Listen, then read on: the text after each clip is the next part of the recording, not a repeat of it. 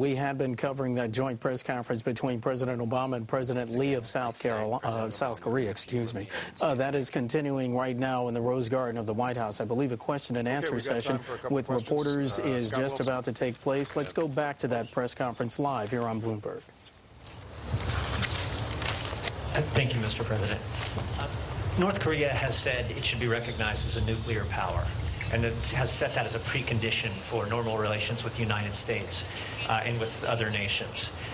Given its belligerent response to the recent sanctions and the indigenous nature of its nuclear program, does your administration, is it coming to the realization that recognizing North Korea as a country that's going to have nuclear weapons for a long time is one way to go? And if so, what influences does that have on your policy options? And to President Lee, do you believe your country is currently under threat of attack from the North, given its recent rhetoric? Thank you. We have continually insisted that North Korea denuclearize. The Republic of Korea agrees with this position. Other allies like Japan agree with this position. China and Russia agree with this position. The United Nations Security Council reflects this view. We will pursue denuclearization on the Korean Peninsula vigorously. So we have not come to a conclusion that North Korea will or should be a nuclear power. Given their past behavior, given the belligerent manner in which they are constantly threatening their neighbors, I don't think there's any question that that would be a destabilizing situation that would be a profound threat to not only United States security, but world security. North Korea also has a track record of proliferation that makes it unacceptable for them to be accepted as a nuclear power. They have not shown in the past any restraint in terms of exporting weapons to not only state actors, but also non-state actors. So what we've said is that there is a path for North Korea to take in which they are joining the world community, becoming integrated into the world economy, able to feed their own people, able to provide prosperity for their people. I know that the Republic of Korea welcomes that kind of neighbor. And obviously there's a strong historic bond between the Korean peoples that should be affirmed. But in order to take that path, North Korea has to make a decision and understand that prestige and security and prosperity are not going to come through the path of threatening neighbors and engaging in violations of international law.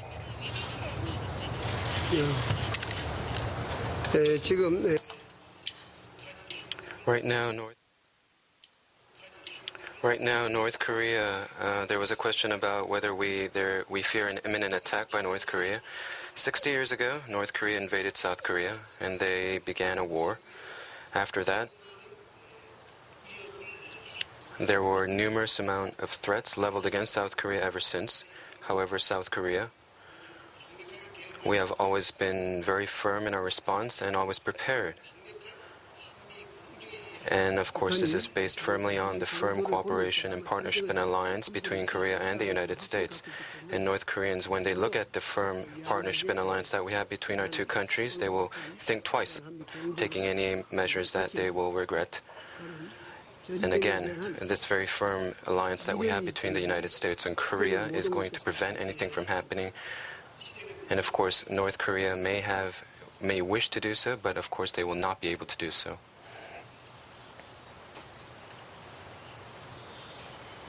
한국연합뉴스의 추승호 기자입니다. 임명박 대통령께 질문 드리겠습니다. Yes, Chu Sung-ho from Korea's Yonhap News Agency. A question going out to President Lee. North Korea recently said that they will not return to the six-party talks. They have denounced the UN Security Council resolution and said they will not give up their nuclear weapons program. And you, sir, talk about whether you talked about how you plan to proceed forward, and did you talk about this with President Obama? And of course, there are continuing threat emanating from North Korea. A South Korean worker has been and is still detained by the North Koreans. What are your thoughts about the maintenance of the Kaesong Industrial Complex, and did you talk about President Obama, or were there any concerns from the Americans about the Kaesong Industrial Complex?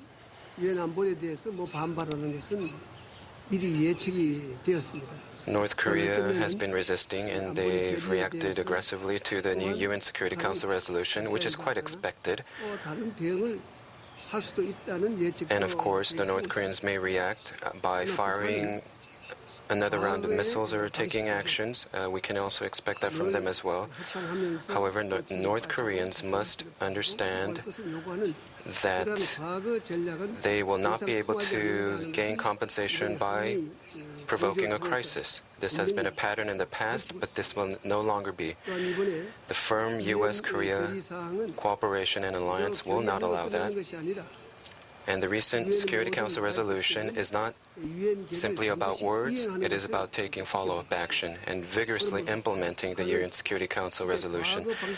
And we will make sure that we fully implement the UN Security Council resolution. Like I said, the North Koreans must understand that their past behavior will not stand. And of course, not only the U.S.-Korea close partnership, but Japan, China, and the rest of the international community will take part in this effort. And now the North Koreans will come to understand that this is different, that they will not be able to repeat the past or their past tactics and strategies. I urge the North Koreans to fully give up their nuclear weapons programs and ambitions and to become a responsible member of the international community. With regards to the Kaesong Industrial Complex, the North Korean authorities are demanding unacceptable demands, and we will not accept such demands being laid out by the North Koreans. Of course, the South Korean government is very much for maintaining the Kaesong Industrial Complex, because the Kaesong Industrial Complex is a channel of dialogue between the two Koreas. And also another fact that we must not overlook is the fact that there are 40,000 North Korean workers currently working in Kaesong Industrial Complex. If the Kaesong Industrial Complex were to close, these 40,000 North Korean workers will lose their jobs. And therefore, I urge the North Koreans not to make any unacceptable demands, because we cannot really know what will happen if they continue on this path. And also, the North Koreans have been detaining a South Korean worker. They haven't been giving us any explanation, and also we know that there are 2 American journalists being currently held by the North Koreans.